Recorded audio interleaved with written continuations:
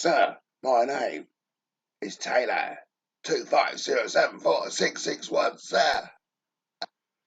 Yes, back from the veterans camp. It's 7 o'clock on the 30th of June 2019. And in all seriousness, had a wonderful time with the veterans. And the purpose of this live will just be to put into thoughts everything that's happened over the last 24 hours. Put it down for historical record. It's 7 o'clock now. I imagine out in Hyde Park, stinking of urine, the veterans are settling down for another rowdy night of squaddy frolics. But it's been an eye-opener. Loads of intelligence gathered, and I'm a lot clearer in my mind of where we are in geopolitics today. So, initial memories. I made it just in time to see Simon Bean speak Parliament Square. That was brilliant. It was so hot, my camera wouldn't work. The error message came on saying too hot, camera doesn't work. But it was still got a few little clips which I managed to upload on the tiny bit of data I had available. So I got there for the rally at Parliament Square, and I got to shake hands with Cumberbatch and, of course, Bean. And that was very good. I was flying the flag, so I was very happy about that. So I saw Cumberbatch. He done his I missed that. I missed Cumberbatch's little speech, but I just saw him running off, sweating profusely because it was such a hot day. My initial reactions to the speeches in Parliament Square was that absolutely I agree with everything that the veterans stand for and everything that the veterans want to achieve. And I also agreed wholeheartedly that the people to blame are the ministers of Her Majesty's government, evidently making disastrous and, even in their own words, treacherous and treasonous decisions that essentially sell the veterans down the road. And I couldn't agree more heartily with that. They have been. The veterans seem to be brainwashed to think it's nothing to do with the Queen, even though everyone knows we live in a monarchy. And so even after spending half an hour ranting and raving against how incompetent the British government is, they still stand to attention and salute when the national anthem, God Save Our Queen, is played. And that was when I had to get out of there pretty quickish. And of course, I was talking to a lot of them, voicing exactly what I've just voiced now. And they weren't having any of it. They're under the belief that the Queen is just a figurehead, a symbolic figurehead, and has no day-to-day involvement with her British government. Okay. I don't know what you can do when you're confronted with that type of opinion, except say okay and bygones be bygones. So after that initial rally, everyone started dispersing, and I started off a stroll around London, which absolutely beautiful. Of course, they were based at Hyde Park, which is just adjacent to Buckingham Palace.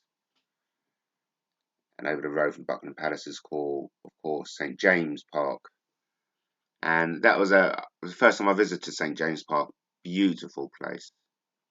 Really enjoyed walking through there. So I've spent a lovely, lovely Saturday and Sunday morning in London. So after the rally, I made way to the camp, of course. And when I got there, I counted about 150 to 200 tents. And I spoke to a lot of veterans, and I was speaking to a lot of veterans all through this. And the one particular guy, he counted 4 people per tent, making making over 1,000 people present. That I believe it is wishful thinking. There was no near that many people present, but those who were present were in good cheer, friendly. I mean, as I always do in gatherings like this, I was standing close to the police officers, overhearing their internal chatter, and the general consensus was that everyone is friendly enough, and there's no disturbance of the peace. Because of course they were being constantly monitored because they were illegally dwelling in Hyde Park. The police said, by law you should be out of here by 9. That didn't quite happen. But like I said, the reports the police on the ground were giving back to the HQ was that everything is friendly and tickety boo. So that was when I first turned up at the camp. Um, Said hello to people, introduced myself. That was very nice. No, before turning camp, I was walking, and then of course there was all the aggro, of course, at the Moon, something or another. There was a pub. I've got some footage of it.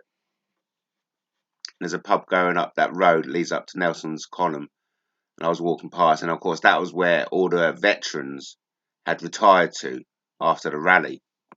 So of course it was lovely for me walking past. I saw loads of noise and rowdiness, and bang, I recognised a veteran straight away, and I thought, well, yep, that's awesome. They're obviously all drinking inside there. So of course I went in, and first person I saw inside was Simon Bean. So I thought, brilliant. I was at such a lovely hot day, so I thought I'll join the veterans in a couple of pints, and that's what I did. And that was where I got to footage of Simon's rallying call that they're going to march on Parliament on Monday with the intention of disrupting traffic and essentially barring the politicians from entering their work. Okay, so that was the intention. They wanted to bar Parliament to stop the and remains their intention. They want to bar the Parliament from the politicians in protests, primarily to the treatment of Northern Ireland veterans and the way they've been treated, with, of course, the threats, the continuing threats of criminal prosecutions and liability for what they've done, for what happened in Northern Ireland over those worst years of conflict. In fact, a veteran called Dennis was brought onto the platform in Parliament Square to recount his story. And of course, I agree with the veterans to the extent that every soldier should ultimately be held responsible for what he does in war. But that's a very contentious subject, and we'll move on for the time being.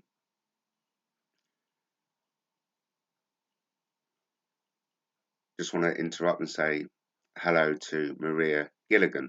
Thank you for showing an interest. I'm just back from a night with the veterans and trying to go in their chronological order trying to remember. So I turned up in London. I just managed to get to Parliament Square by about 12, I reckon. And of course, at that time, John Wanoa was doing his live court stream, which I haven't seen yet, but I will be doing as soon as I've finished this live. So I'm looking forward to seeing how that went. So I was very conscious of when I was going up to London what John was doing from the other side of the world, and it's just synchronizations. Synchronizations over this weekend in London have been pretty spectacular, and I'll like and I'll touch on them as I go along. And of course, synchronizations it's an indicator for me that I'm on the right track and that the universe is in sync with what I'm doing. And so I'm looking forward to doing so.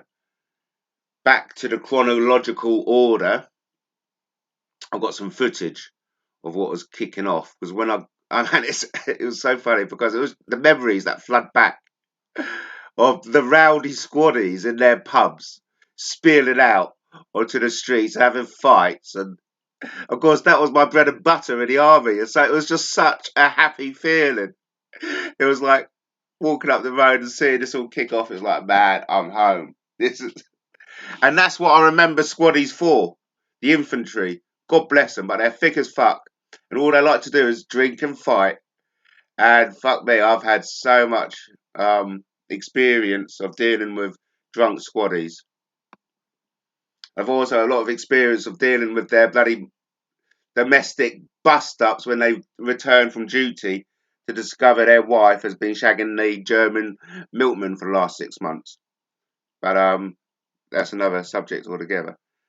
Maria Gillian, I just want to thank everyone who comments because it's really is YouTube has been geared up to be an interactive medium, and I really want to take advantage of that as much as possible. So yeah, it's not real.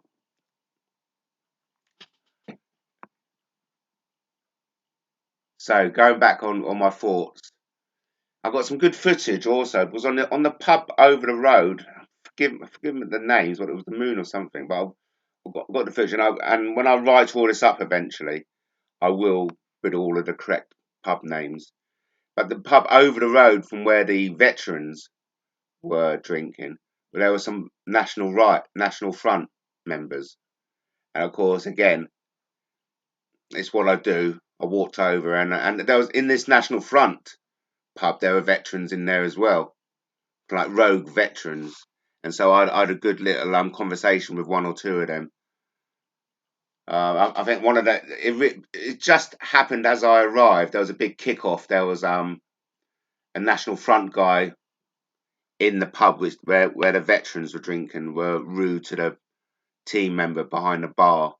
You know what it's like. Things kick off. Alcohol. I don't know the bloody details. All I know is that within half an hour of all kicking off, there was kind of like one, two, three. There was kind of like a dozen police officers outside the pub, and it's just a perfect illustration of what happens when the squaddies get together and get tanked up. Because that was a job I used to do in the army, and it was brilliant. And I had such a laugh. Go think about memory lane, all the trouble I used to turn up at in the army, and that's what I loved about the veterans was I was with my kind of people. I think I was the only RMP there actually. There was a pretty obvious why I was ostracised, wasn't it? But in all seriousness, let's get back to the chronology of the day. And so, of course, I had my couple of pints, and I managed to, because when Simon Bean was speaking at Parliament Square, I filmed it because of the heat, and okay, it was my stupidity. Well, whatever, the camera never got the whole footage, so I was a bit disappointed that I never got solid footage of Simon Bean at Parliament Square. But of course, it was very good and a wonderful synchronization that I should get the exclusive footage of. It's terribly filmed, I agree, but I was in right back of the room just taking in the whole panorama of what's going on. But I managed to kind of, I got the audio and I got some good clear footage. But of course, I got that exclusive footage of Simon Bean giving them that rallying call in the pub to the troops to turn up on Monday and break the law and barricade and stop politicians from getting into Parliament. Go for it, Simon Bean. That's I'm all for that. I'm all for that. But you are blaming the wrong people. You know, you've got to wake up, you guys. Okay, it's the Queen. And what happened over the weekend further happened to me, which I'm not allowed to tell you actually, was I met veterans associated with Simon Bean, but I also met veterans from other Black Op type government operations touching on my super soldier. You know, everyone who reads my stuff knows I'm into these super soldiers. And essentially, so I met veterans from the super soldiers and from, you know, the let's say the less intelligent side of the British Army, the infantry. So that was why I'm so excited about this wonderful weekend I've had up in London. It really has been the bee's knees and absolutely loved every moment of what happened. And I'm sharing it all with you. So after leaving it all kicking off at the pub, I went and had a lovely walk around the beautiful sights of London, basically. I mean, I checked out all the tourist traps and down the street. But well, most I was just like blown away with the lovely parks. So nice walking around St James Park. It was during this time my walkabout. It was in the afternoon. So after no, because I did go to Hyde Park, didn't I? Of course, I've done a recce on Hyde Park. I understood what was going on, and of course, I've had lots of walking around London. Okay, so I've just been everywhere and I've just enjoyed it. I've just soaked up London. It's been lovely. But at some point, I found myself in a little green, having a sit down, having a rest, having a drink. Such a lovely day. And I saw a couple of gentlemen, street drinkers, and I just mentioned in passing by that you know, if you're a veteran, come down and join the veterans for the night. And then this one particular person answered, and it started something which I'm not going to tell you. Essentially, I've had a conversation with a veteran of a Black Ops super soldier unit whose regiment I have told Simon Bean and his friends and the other veterans and the regiment of that none of them have heard of. Okay, I'm not prepared to say it because this guy is the real deal, and he's got my number, and he's promised to talk to me further, and I've promised him I won't divulge, which is very difficult for me considering I'm the editor of Guerrilla Democracy News, whose whole existence is about breaking news that the mainstream media daren't report. And so, of course, in my guise as Mr. X investigations, it's killing me having to keep this information to myself, but I'm doing so because I know if I do so, he's going to give me more. And it'll all come out when he's ready. So that was on the first Saturday, a big chunk of it was spent talking to veterans. And I tell you now, every veteran I spoke to outside of that one tent, the immediate circle of Simon Bean, every other veteran I spoke to supports Andy. Yep, yes indeed. and they're scratching their heads to wonder out why Simon isn't supporting it. Okay, so let's get on to that. Okay, let's get on to that kind of no, Maria in the chat box is asking, did I meet Dean Cumberbatch? Yes, I did. I shook his hand. I just arrived at Parliament Square as he is finishing his talk. he went off the platform. But before he ran off with his mate, yeah, I did. Of course I did. You know, I had to, didn't I? I had my flag. Well, sorry, not my flag. I had the Admiralty flag, the King's flag. I had that in hand, and of course I had to make a line to Dean and just introduce myself, which I did. And he shook my hands. I don't think he clocked who I was or the fact that I was. But of course, I mean, ultimately they've got five senses, so he clocked the flag. And but yes, I did. I very briefly met Dean Cumberbatch, but I had a very good conversation with Simon Bean. Yeah, and thank you, Maria, for saying that. For saying you're with John 1 hour all the way, because so am I. And I do believe Simon Bean will come round, and I'll tell you that why. I'm going to go into the conversation I had with him. But going back to what I was saying, every veteran there supports Andy Devine and John 1 hour. 1 hour. Look, forgive me for mispronouncing his name. I'm going to move on for that. So, right. So when I first got there, I'd already done a recce of the camp, so I knew what to expect. So after talking to this one particular veteran that I'm not going to discuss anymore, but I can't wait until he gets back in contact with me, I went back to the camp. And I thought I'll go a bit closer, as you do. So from one tree to another, I've got this lovely little spot, a bit closer to the camp, and I'll get a better view. So it was brilliant, and I was just loving it. I was loving sitting there, leaning against a tree. It can be a bit dangerous later on in the day because that was where most of the people were pissing. God, and that place ended up smelling like a latrine. They really did. So I was just going to finish my point before I look back on the comments there, Maria. And of course, thank you for commenting. I'll end the story by sitting at a tree closer to the camp, and lo and behold, guess who was at the tent closer to that tree? Yes, Simon Bean. And it was like, brilliant. I could have wished for this more, Here I comes, find myself a nice spot, and who's within 10 foot? Simon Bean. It's like, thank you, God.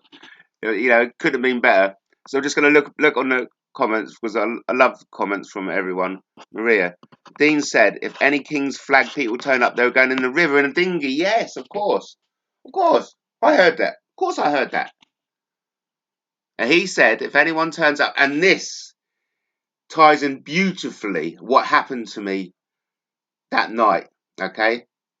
Because, okay, I'll jump. Thank you for bringing that up, okay, Maria? Because I'll jump in and tell you jump ahead, okay? I'll go back and I'll tell you everything what was said. But jumping ahead to 2 o'clock, no, I'm gonna have to save that, Maria. But I've got something to tell you about that, okay?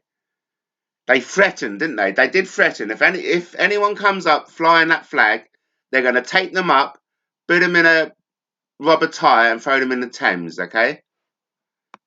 They did say that, and that was on the back of my mind. I must confess, that was on the back of my mind when I went there. So, but I'm going back. So there I sat, close to Simon Bean.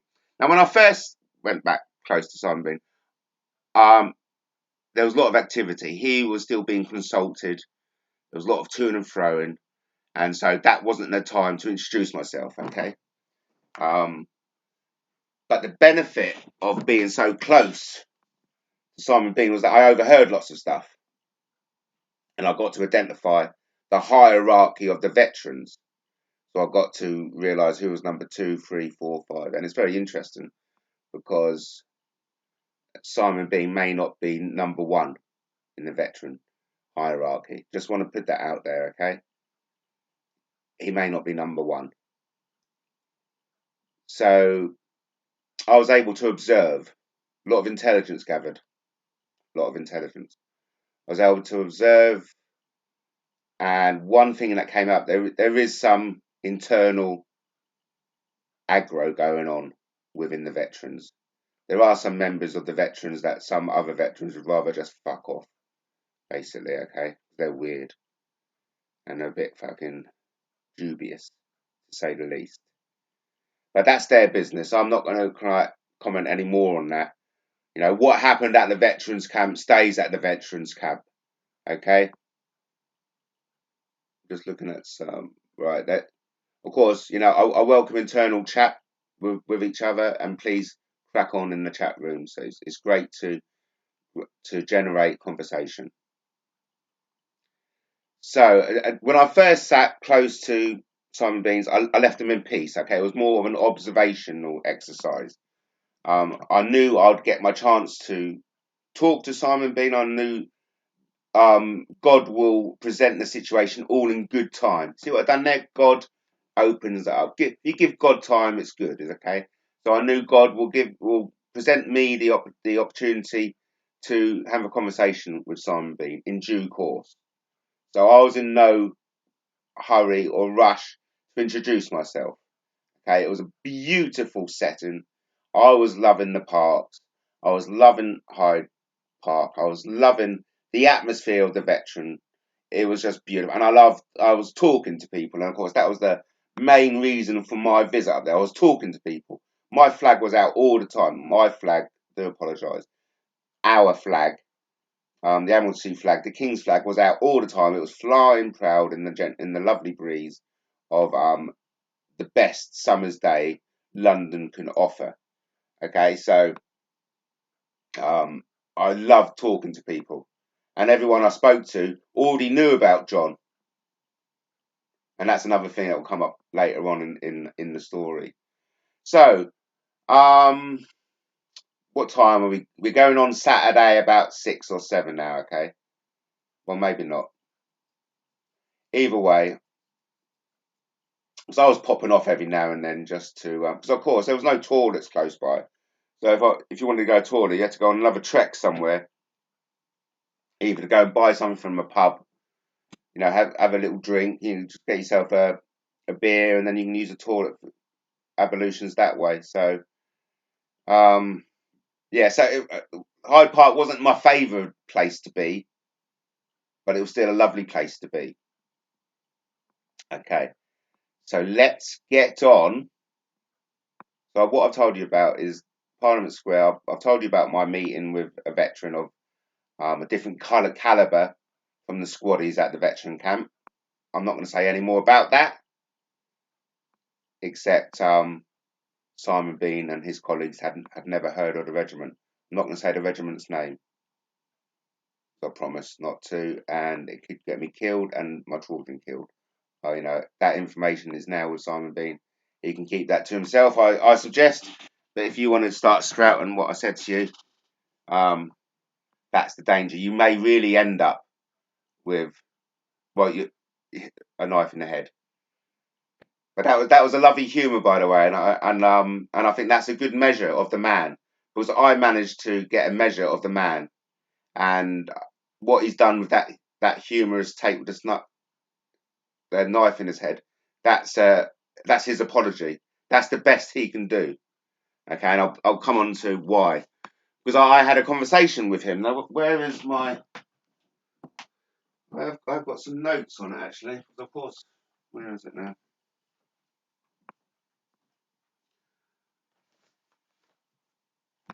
Here it is, right in front of me, as it always is, isn't it?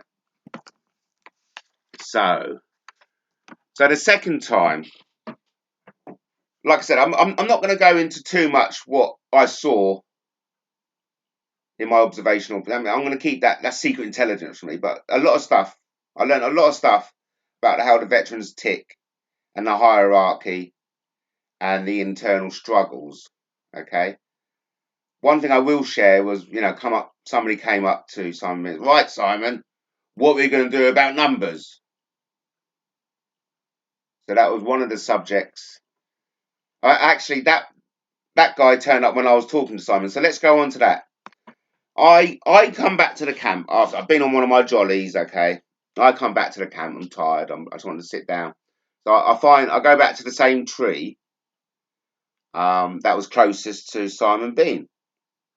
And there's me, I'm settling down, resting my flag, settling down, getting I had a can of cider out. Why not? It was lovely. So I've got my can of cider out, just settling down. And then because in this camp closer to the tree where I was sitting, where Simon Bean was, there was like Simon Bean, two women, and about three other guys. Okay, and then there was the women who piped up and said, that flag ain't welcome around here." And I was like, "Well, really? That flag ain't welcome around here," she said from across the next tent camp. I wrote, and then and of course, this was the opportunity I was waiting for, wasn't it? I was waiting for God to give the opportunity, all in good time, and of course, the opportunity arose straight away. And I found it funny that it was left to the women to voice up and call me out. And so, they said, "What's up? This flag ain't welcome in this camp." I heard. What do you mean? You mean this flag, do you? That was my cue. Yeah, that king's flag. Well, what do you mean? That's when I got it. I said, "Do you mind if I join you and discuss it further?" And that's where I kind of walked over to the camp, said hi, sat down, and spoke to Simon Bean. Here we started a conversation. And the first thing he said to me was that the flag is real. It's the money that's a scam. And the first thing I just laughed at Simon and the rest of the camp who were looking at me a bit like, "Who the fuck are you?" We'll walk in the middle of us.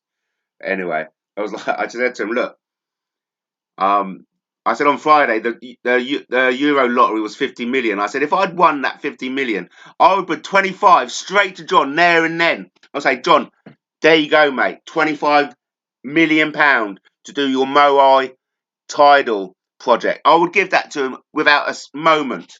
Okay, and I'll push it across to him. Okay, because I know not only would that work, it'll also reap a billion to me. So that's the business mind, the businessman in me. I would gladly give 25 million to get the Moai tidal energy project off the ground, generating electricity. I'll be a billionaire. And so I made it very passionately clear to Simon that, listen, mate. And I reminded him on R&P, and his missus or whatever, one of the girls, I don't think it was Simon Bean's missus, I think it was the girlfriends or wives of the other that Simon Bean was kipping with. And they were like, I've lost my train of thought. That they were quite fun women. So essentially, you want to know, and I want to tell you what Simon Bean said to me. Essentially, he's confessed, and everybody out in the camp confessed. They don't know anything about John. Okay, they really don't know anything about John and what he's trying to do. I reminded them. I said, "Listen, you arseholes, I'm a Royal Military policeman, okay? And I reminded these squaddies who the fucking intelligent ones are around here, okay? I said, listen, guys, to become an R&P, I had to score in the top 3% of the entrance." And of course, they all smile because they know they just had to sign their name to be like enrolled within their corps. To be an R&P, you've got to be clever. And that was the point I was trying to make. I was saying, you are insulting my intelligence by saying it's a scam. When I've been involved with John since 2014, and I will gladly give 25, if I had, God bless, money comes to me in abundance, and it's coming to me imminently, when I get my 25 million, that will go into the Moai tidal energy. Bang! Straight off. That'll be my first purchase as a multi-millionaire. The first thing I'll do is give John 25 million. Bang! There you go, Wahana. Go and do it. Wahana, whatever your bloody surname is. It's a beautiful surname. It's just that I can't pronounce it. So there you go. You stuff that up your Jacksy. Whoever's moaning about my bad pronunciation of his name. Okay. And that was, I just made it clear to Simon, you've got to apologise. And then what he said to me was, never. And then why carry on the conversation? I thought, why carry on the conversation? And ultimately, it was brought to closed because, and it wasn't Simon Bean. Simon Bean, I was getting through to Simon Bean, and he was listening, and he was a very, honourable man in that way. You could see there was a level of humour. He was relaxed. By the time I got, because I knew it was always going to be in good time. So by the time I was introduced to him, all the drama of the day had faded away. It was much more relaxed. Everyone was more relaxed, and I got to see a side of Simon Bean, which I was expecting all along. Okay, I was expecting him to be a reasonable man, but what Simon Bean, he's not a representative of the opinion of the troops. Okay, in that initial camp, what happened was another one of Simon Bean's friends who was sitting from us wasn't involved. Well, everyone was involved in a conversation I was having with Simon Bean. It was a group conversation. Okay, he just basically he said to me, he piped up. He said, "Look, can you pick up your stuff, pick up your flag, and go?" That's what he said. And I was like, whoa, talk about, I was having a quite good conversation with Simon Bean.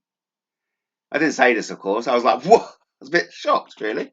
Okay, and further so before I got asked to leave, we had a long conversation, and one of the topics, and that was when I was talking to Simon Bean, one of his lieutenants came along and interrupted the conversation and said, "Simon, how are we going to get the numbers?" And then I piped in. I said, "Listen, one of the ways to get the numbers is to do the live streams, because I'd already done a few clips and published it. And I said, a good way is you need someone like me, as the editor of Guerrilla Democracy News, to be with you at the front on Monday. And so as you go forward, I can be filming you doing it, and that can be going up on the internet like ASAP." And so that a conversation was developed about how best to take advantage of the momentum, okay, and make sure we had more bodies turn up on Monday. And Simon Bean was open to that. And in fact, he actually promised me the exclusive. I said to him in no uncertain terms, I said, "Listen," and he acknowledged that he's aware of my work and that he's seen some of my videos. He acknowledged that. And I said, "No, listen, give me the exclusive rights, Guerrilla Democracy News. I'll be with you at the front on Monday. And whatever you say on film, I'll be getting up on my channel." And he said to me, "Yes, okay, we'll do that." And so there you go. I had a verbal agreement with Simon Bean to be with him on Monday at the front, leading from the front, and him giving me the exclusive content for me to publish on my platforms, Guerrilla Democracy News, Mr. X Investigations. Okay, and that was what I was in discussing. I was in deep in discussion about this when this arsehole and the others went, "Oh, yeah, do you know what? I suggest you just pick up your stuff and go." It was like, me and Simon looked at each other. It was like Simon looked at me as if, fucking, it's not my tent. I'm only kipping here. Um, he's the governor. I suppose you better do what he says. So I was like, fucking hell, there you go. There you go. I said to him, "You've got to resolve it. You've got to apologise." And that was when he goes, "Never." Well, that came sooner. And so I picked up my stuff, and as I was walking off, I just went, "Rude." And then somebody piped up and said, actually, that was quite polite, actually. Yeah. To which I picked up my stuff, and as I walked out, said, "Rude." To which another one of the minions sitting around replied, "That was rather polite, actually." Oh yeah, oh god, it is. Look, sorry, but it is something I wrote. 8:50. Someone's had a shit, and it stinks. Reminds me of the horse shit left outside Buckingham Palace. Oh, it's a symbol that the evil, satanic. No, it's a symbol that the evil, that's the royal family, it's horse shit. Yeah. Okay, yeah, I mean, I really enjoyed doing those little clips and writing in my journal. Okay. Oh, right. Okay. Thanks, Maria. No, I didn't. I mean, and this was it was something because I'm so used to dealing with these squaddies. Okay, when he said that, I felt my back go up and the old day as a policeman. The first thing I was going to say, "Excuse me, mate, what's your name and number?" But I thought, no, I mustn't. Because the situation went very cold. It turned. I was having a conversation with Simon. I was offering him my help. Okay, but I was discussing about data. I didn't have enough data on my phone, and I was saying, look, if we had data, well, I'd be able to upstream this. And then we had a little conversation about what was better, live streaming or recording it and then upstreaming. So we were in discussion about it. Um, and Simon being, he goes, yeah, do it. And I said, okay, I may do it, but that would have been involved me dipping 20 quid into my own pocket to get the extra data. I mean, I felt as if I would have been doing the veterans a favour if I stood with them Monday because I would have been myself in the line of fire, wouldn't I? Because I would have been kind of make myself liable for arrest. And I was like, okay, then yeah, fair enough. I was hoping him to offer to pay the 20 quid for more data, but he said to me, no, if you want to do it, so I said, okay, I was going to pay it myself, even though I hadn't got 20 quid. Um, I was open to go short to buy the extra data to cover the Veterans March for them. Okay, and then that was when and they had this fucking arsehole whose name I don't know, and I had to consciously don't go in my R&P mode. So I had to. I need to lighten the situation, and that's when I went rude. It was on the advert, wasn't it? I get a lot of my missives from the adverts. My missives from the adverts. So rude. And I said that because I wanted to lighten the mood. I didn't want to fall back my old R&P. Right. What's your name? And it's like fuck. And that's it. I've done my time with R&P. I've done my time fucking dealing with rowdy squaddies like you who are thick as fuck. Okay, but that's fine. I'm approaching 50 now. I really haven't got time to deal with it or to kind of come back. So no. It was funny though. It was brilliant being around them because it brought back so much memories for me. And ultimately, I mean, that was molded me in my young man going on to 30s. That was all what I knew, that kind of life and those people. So it was very nice to be. You see my wand there? Yeah, my wand into black magic. Not really. So yeah, I got fucking asked to leave. Fuck you. Yeah, okay, fine. I don't really mind. So I left and I hit the pub. Now that was it. Yeah, I thought fuck it. I'm not going to be hanging around because I like to think I'm a sociable person and I like talking. And even though I had talked to a lot of veterans on a date, Simon Bean was the person I was there to talk to because it was my whole intention um, when I went there was to speak to Simon Bean and get him to change his mind about us. And as the leader of the UK Moai King William the Fourth Party, I've got responsibility in that. Okay, so if anyone's going to go up there and promote John, and yeah, because what Simon said was completely wrong. It's wrong. It's wrong. There's no other way to say about it. And I wanted more opportunity to say to him, like, have you ever been wrong, Simon? And I'm sure he would have said yes.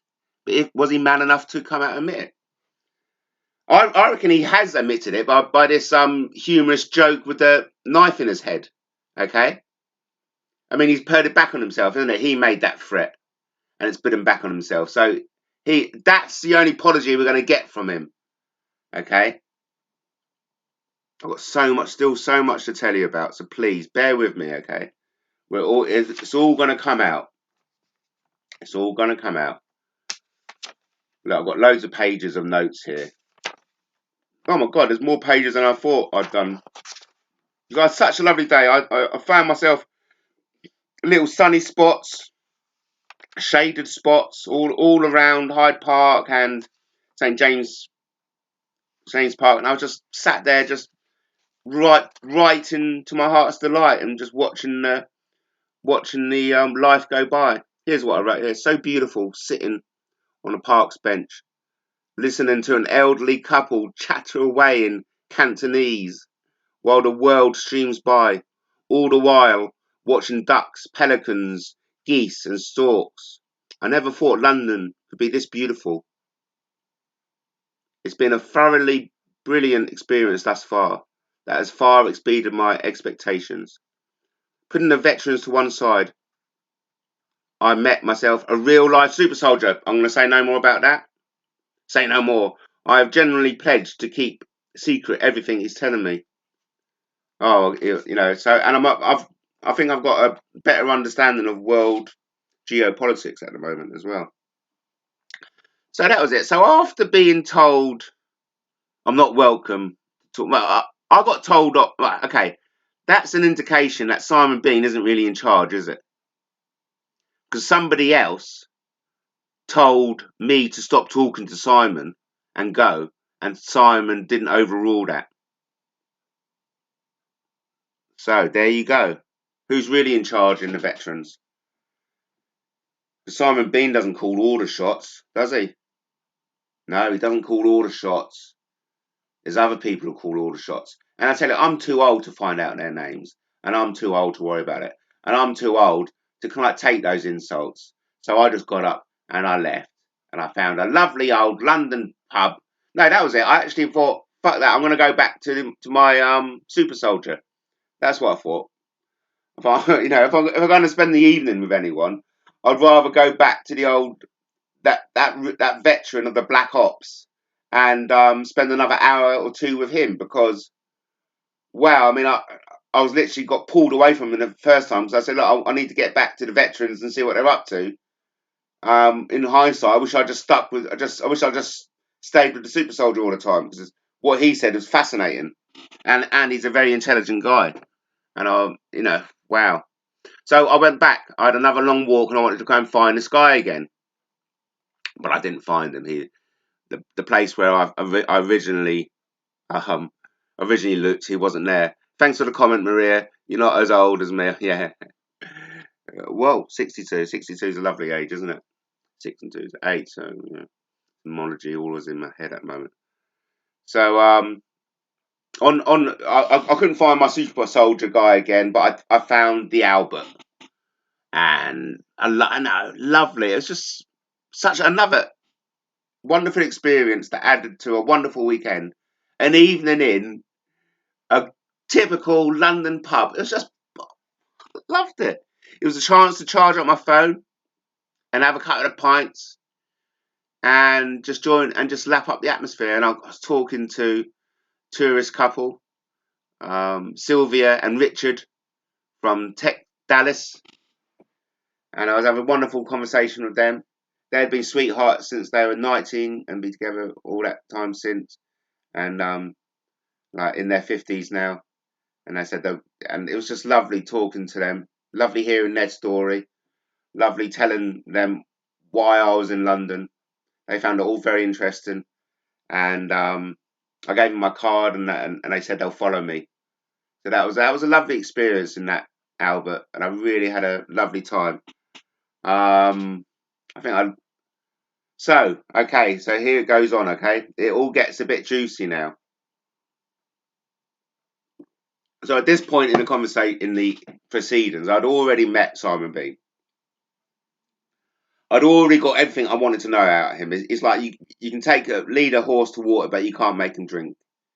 Okay, so I told him everything I wanted to get off my chest. I told him, listen, I'm an intelligent man.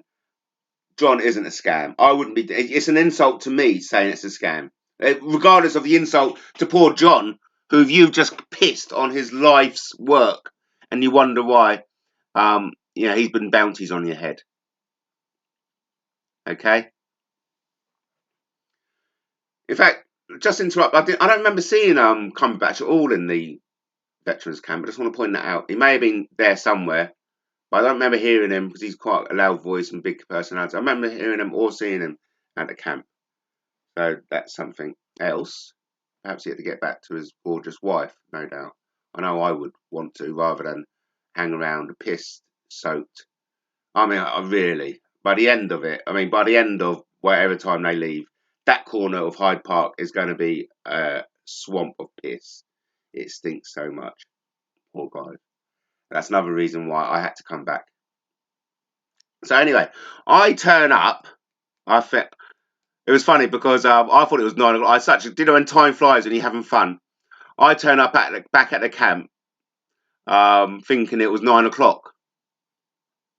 But it was actually 12 o'clock. So what happened was, I come back to the camp after a lovely night out, so maybe a couple of pints, and okay, I was merry enough. Yeah, I was merry enough coming back from the Albert, and I was making way to that tree where I originally sat close to Simon Bean, because I was going to sleep within that vicinity.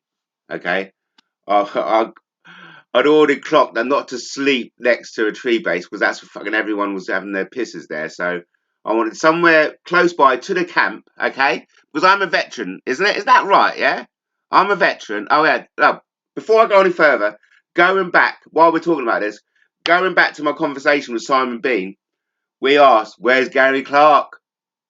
And that was it. Simon Bean even admitted he doesn't know Gary Clark. Simon Bean brought it up. Simon Bean brought you up, Gary.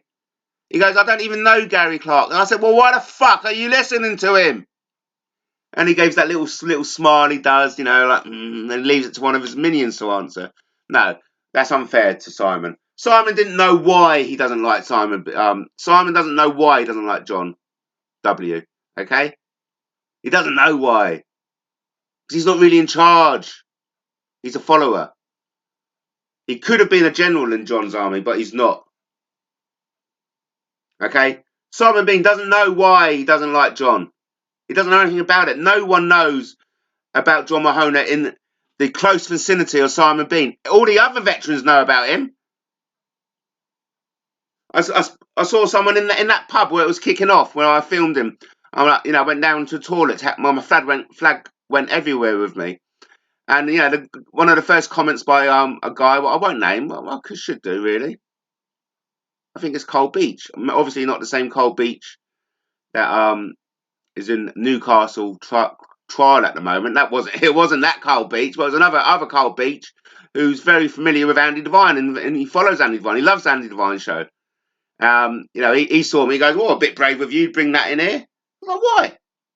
He goes, "No, don't worry, mate. Look, I watch Andy Devine. I love it. I'm all for John." I was like, "Mate, nice." And that was with all the veterans I bloody met. Okay, so I turn up thinking I had such a merry night. I turn up at the veterans camp 12 o'clock, okay? And of course, you remember, that they've been going on about their centuries, wasn't there? They went a lot on about their centuries, didn't they? So as soon as I clock up, I go and find myself my space. The centuries are on me like a flash, and they move me on. I'm like, "What do you mean? I'm going to get down and kip." No.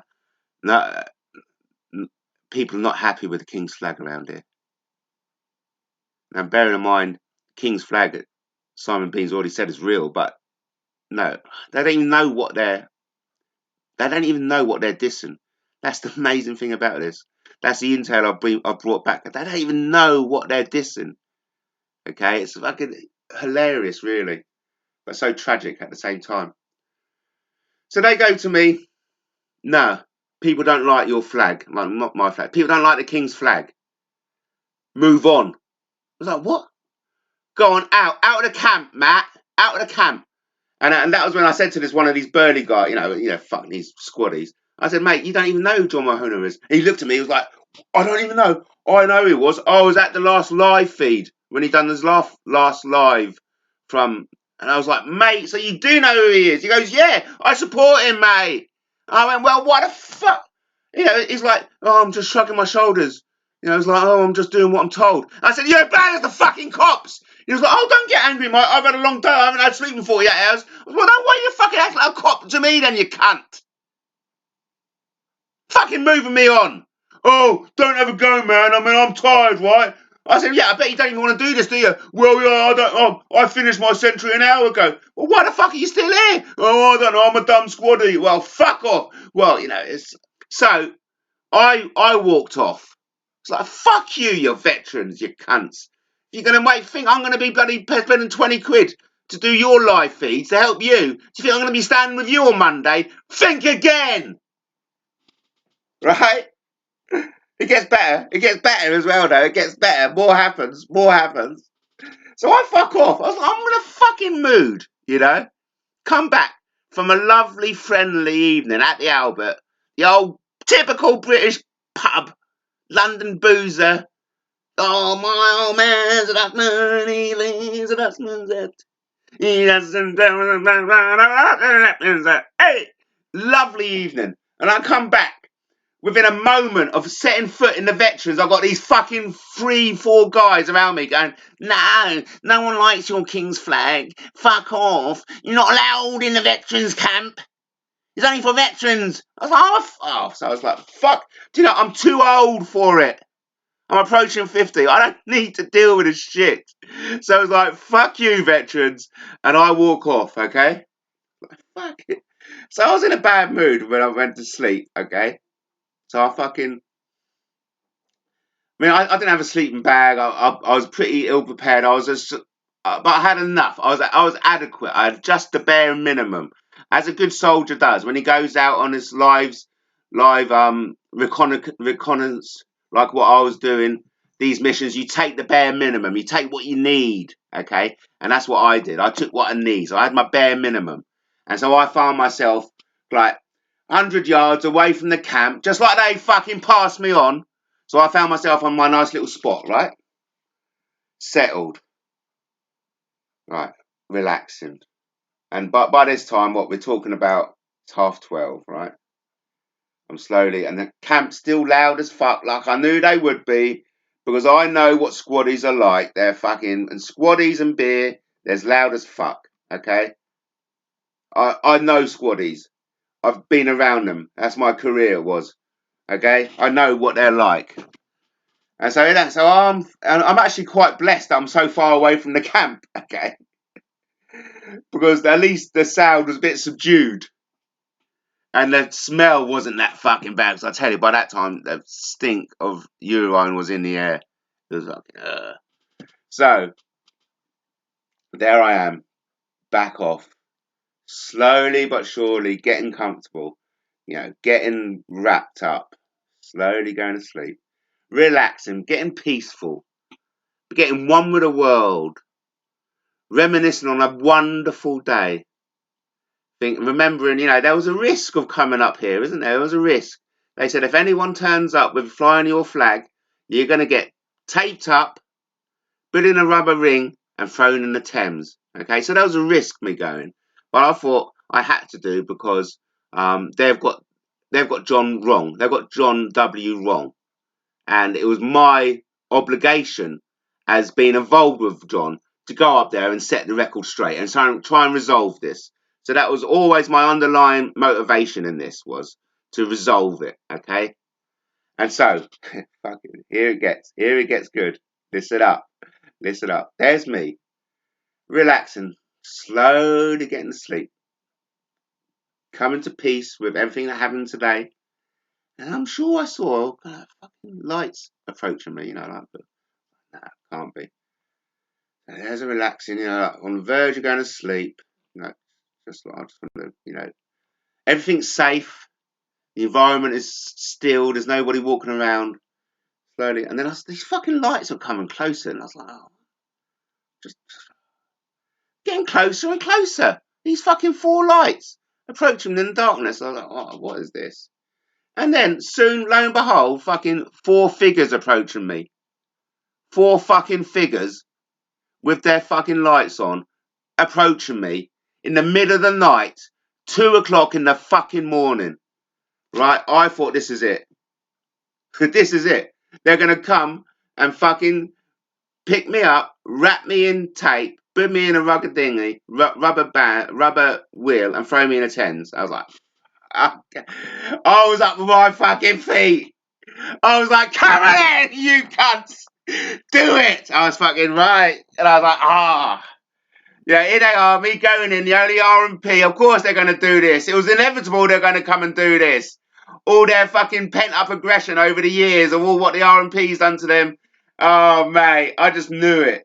I just knew, they'd already thrown me out the camp. This was it. They were going to come and fucking bring it on. And I was like, right, you cunts, I'm ready for you. Four against one. At least when I go out, I'm going to take one of you with me. And that was all my motivation. I was like on my feet and I was like, fucking do it. Come on. Oh, no, that's all right, Matt. It's all right. No, calm down, Matt. Calm down. Nah, come on. Let's fucking do it. No, calm down, Matt. Oh, well, what the fuck are you here for? Well, what the fuck are you here for? You're fucking waking me up at 2 o'clock in the morning. What are you here for? Someone's nicked a fridge and we thought it was you. I was like, what? Yeah, yes. So someone's nicked a fridge from my tent, and we're looking for it. And I was like, what the fuck are you on about? You fucking dumb squaddy pricks! Somebody's nicked something in the camp, and you're coming out finding me at 2 in the morning.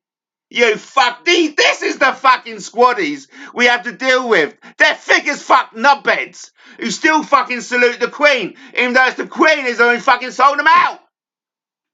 So I wasn't too pleased, and that was the final straw in my fucking, and that's that.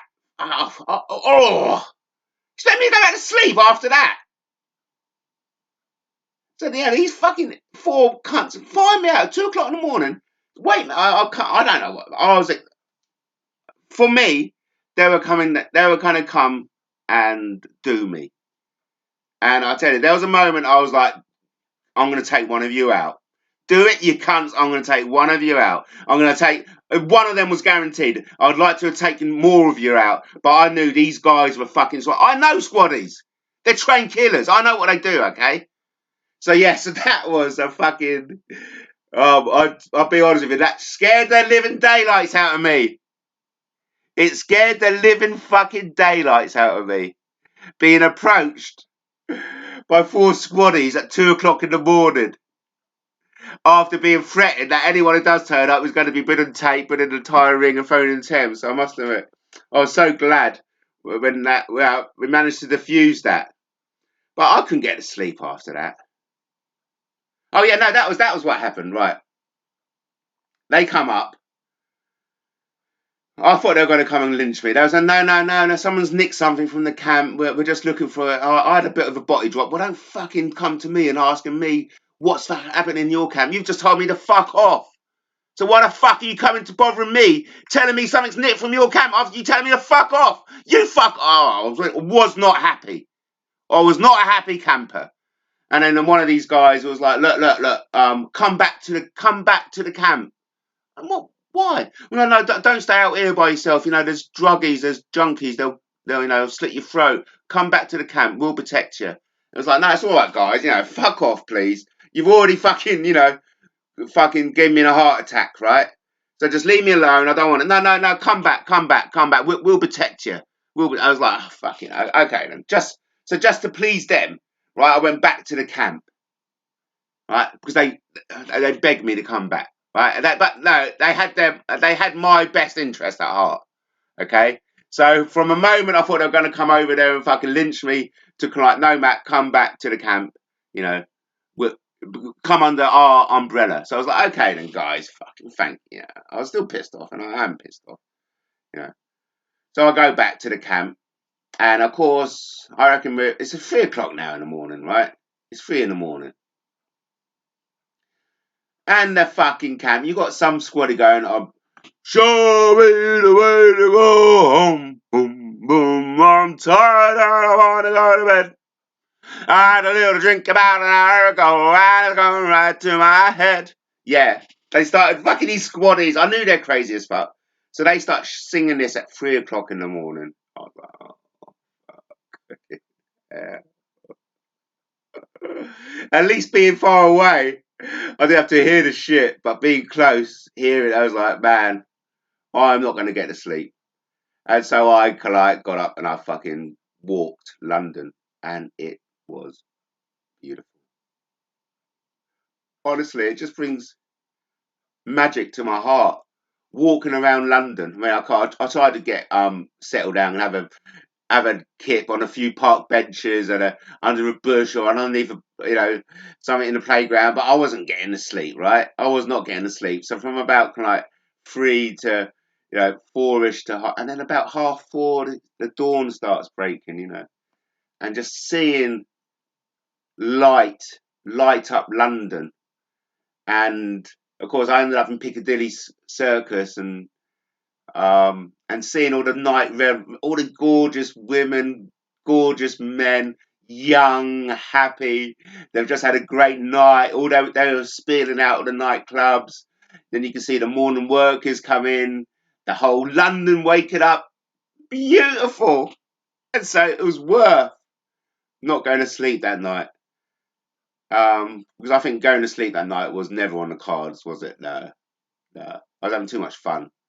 And I had a wonderful experience of waking up, seeing London come to life, and in such a wonderful summer morning. It was lovely. Of course, I was back at Hyde Park. I was walking through the camp, saying my hellos, seeing how everybody was. 7 o'clock. I was seeing people come out of their tents, yawning. It was just lovely. It was lovely seeing the camp come to life. I mean, of course, I hadn't gone to sleep, and it was good. It was really good. It was still a nice atmosphere, and I wish the veterans all the best, of course. And of course, I said to some guy, one of the first guys who moved me on when I first came back to the camp after the pub. That guy, and I saw him. I said, "Yeah, your fucking guys again came visit me last night, 2 o'clock, fucking going on about this and other." And this guy goes, "Yeah, too right, too fucking right." I was like, "What?" "Yeah, too right, too right." As if fucking you deserve everything you get for turning up here, supporting us. You get what you get for being a veteran, turning up here in the veterans rally, supporting us. I was like, and I was like, fuck you. Why the fuck am I wasting my freaking time with these bunch of arseholes? And by that time, I hadn't been to sleep. I wanted a poo, and I wasn't going to find the toilet in London. So I'd already had my McDonald's. Um, it was lovely because I made a decision. I said, look, I'm not going to stick around with these veterans. If I'm too tired. Maybe if I had a night's sleep, I would have, and maybe if they weren't so rude to me, I would have. Because I generally would have loved to have been with them on Monday when they march on Parliament Square and stop the politicians coming into work. I would. I want to be there. I mean, and in all honesty, if I had the 36 quid to the train fare again, I'd go. I'd go now. Okay, I've had my poo, I've had my food. I haven't had dinner yet, but I've had my shower. I feel much better. I had a shave. I feel human again. I would love to go up right now and spend the night with the veterans and go on Monday. And I'd have my phone charged up. I'd have new data, and I was willing to do that. I was willing to and Simon Bean said yes. He agreed. He said, I'll give you the exclusive rights. That wasn't the words he said. I said, will you give me the exclusive rights to Guerrilla Democracy News to film you on the rally? He said, yes, you're welcome to it. Okay? So stick that in your pipe and smoke it. Okay? It's an indication that Simon is a reasonable guy. But it's the people around him. It's the ignorance. No one understands John W. Okay? That's why they call it a scam. It's one of those human nature things. What you don't understand, attack what you don't understand, and that's what's happening now. And be controversial and be really honestly speaking, the reason why there's not enough numbers down there is because of Simon's stance on John. Because there's a lot of people around the world, regardless of what sub faction you're in, regardless, a lot of people are following John. Okay, a lot of people are waking up to the change he offers. Okay, this brings me on to something else now. And I'm touching on stuff which I don't want to reveal too much. So I'm not going to tell you how I've come to this conclusion, but from the intelligence I've gleaned and I've received over the week, over Saturday night, going into Sunday, I'm going to state this with confidence, and I don't think this is being told anywhere else. So you're hearing this from me first, okay? Prince Charles isn't going to become king. What they're going to do once the Queen goes, because we know the Queen has gone already, okay? John W has taken care of that, but we're imminently the Queen is going to die, isn't she? Well, I'm not saying that wasn't part of what intelligence got last night. I'm not saying the Queen's going to die imminently, but at some point soon, it's openly she's going to go. There's even allegations that she's gone already, and there's a clone in her place. So there you go. So essentially, what I'm trying to get across is that we're going to have a choice of William V opposed to the surrogate King William IV, believe it or not, because the throne's going to be passed to William, and I can imagine that. I mean, just let's just go into the imagination now. You know, when the Queen dies, a lot of stuff will come out about her.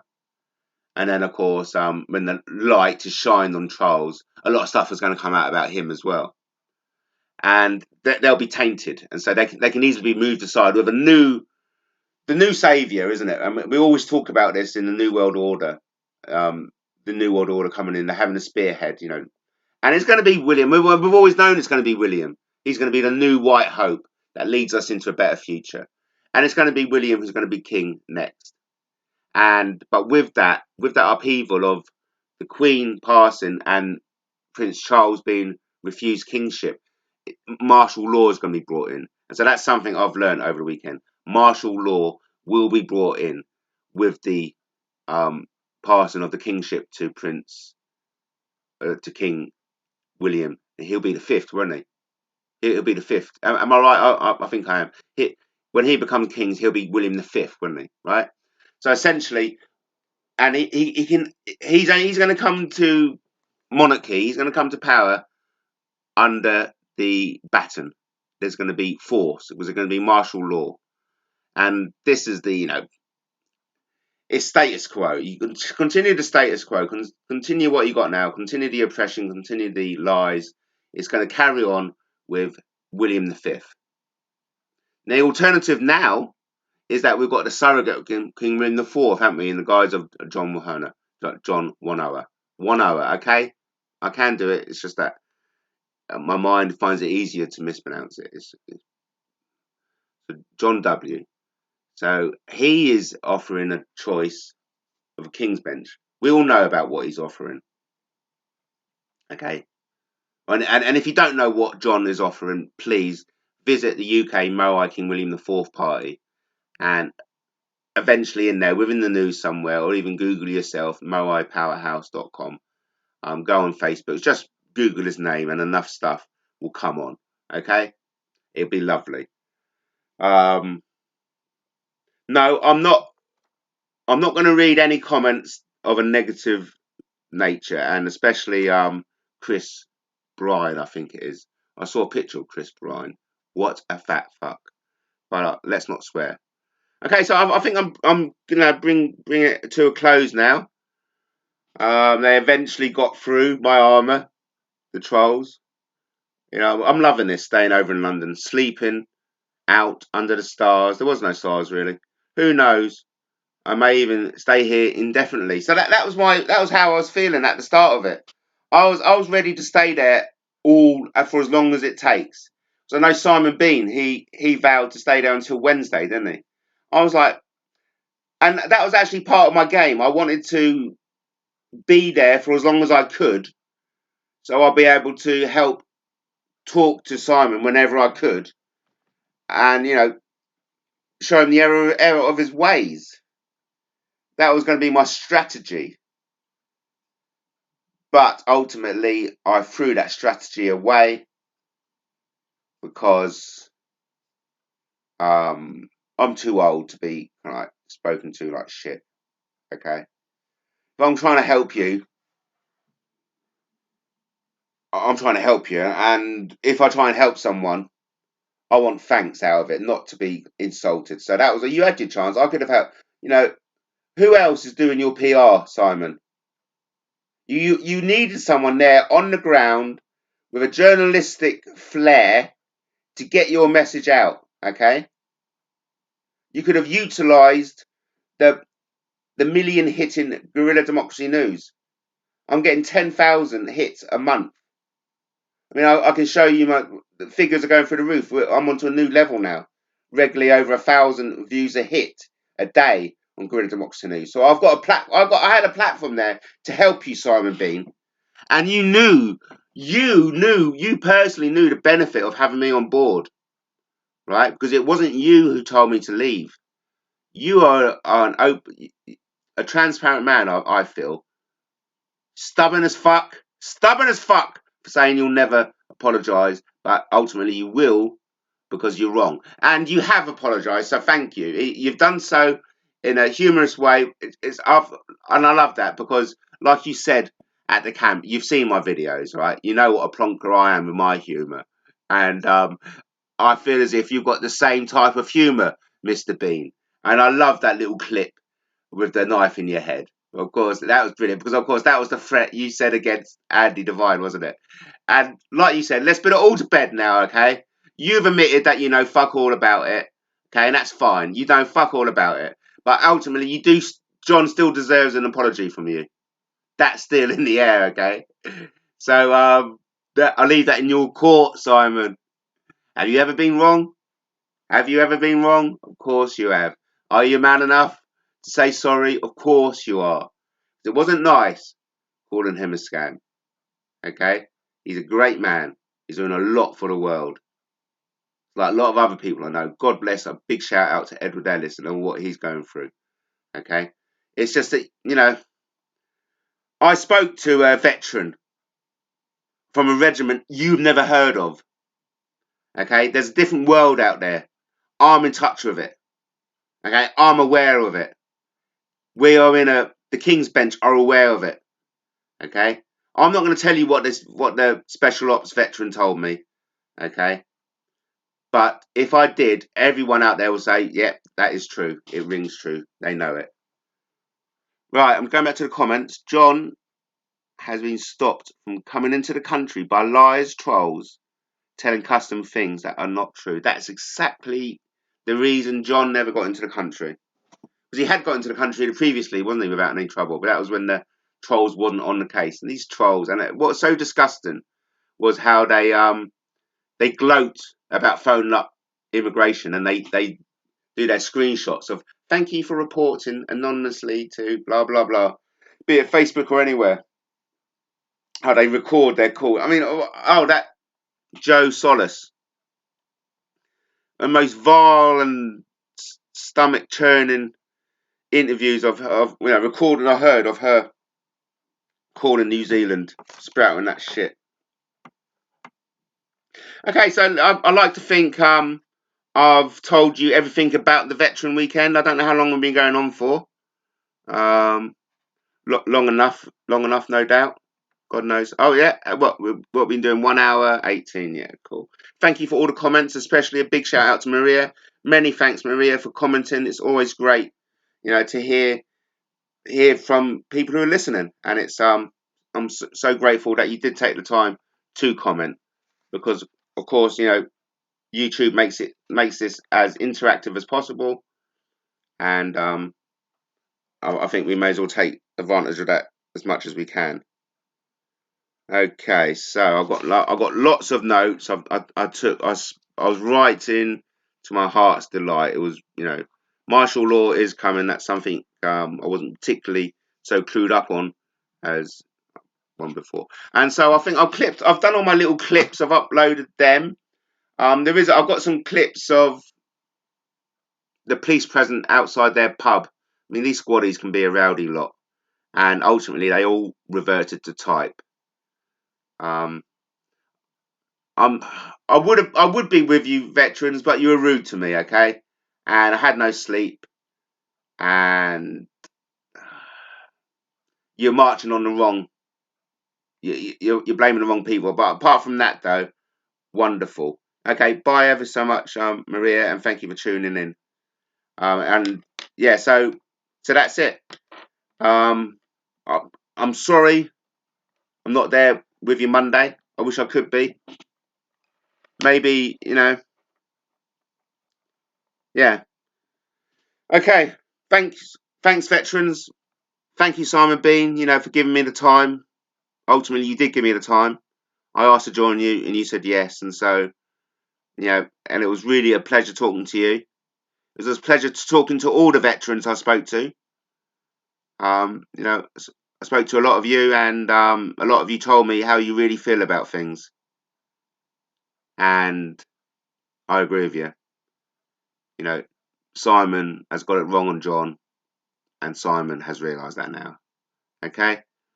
I wish you all the best on Monday. I'll be there in spirit. Wish I was there with you, flying the flag. But you lot, wish you all the best. All the best, veterans. And I mean that from the bottom of my heart. I'm one with you. All for one, one for all. Okay? It's just a shame. You've got some knobbers in your circle. Where was Gary Clark? Remember, we discussed this, didn't we, Simon Bean? Where's Den Tarragon? We discussed this, didn't we? Where were they? They had plenty of warning about the 29th. Okay, these people, you are taking their side. Where were they? Where were they when they needed the numbers? Okay. Thank you, Simon Bean. Thank you, John Wanoa. Thank you, Andy Devine, Edward Ellis, Nilu, Lee, John Patterson. Thank you to all. Thank you. Thank you. It's been wonderful. I had a lovely time in London.